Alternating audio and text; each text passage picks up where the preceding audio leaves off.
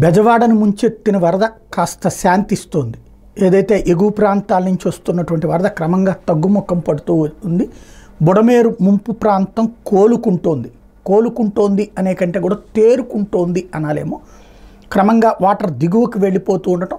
నిన్న ఓ పక్కన బుడమేరు కాలువకి ఏలూరు కాలువ దగ్గర 2-3 చోట్ల గండ్లు పడ్డా, ఆ గండు పడ్డటువంటి ప్రాంతం ఎగువ అంటే ఇక్కడి నుంచి దిగువ భాగం అవుతుంది. కరెక్ట్గా చెప్పాలి, గన్నవరం ఆ రూట్లో అయ్యేటప్పటికి ఇక్కడ కాస్త సేఫ్ అయ్యింది. దాంతో ఇటు ఊళ్ళోకి రాకుండా ఆగింది.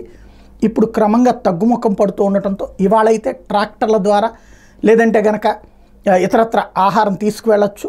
లోపల ఏవైతే జర్నలిస్ట్ కాలనీ, ఉడా కాలనీ, ఆ చిట్ట చివరి ప్రాంతాలు ఉన్నాయో, ఎక్కడైతే అసలు అందలేదో ఇప్పుడు అక్కడ అందించడానికి అవకాశం ఉంది.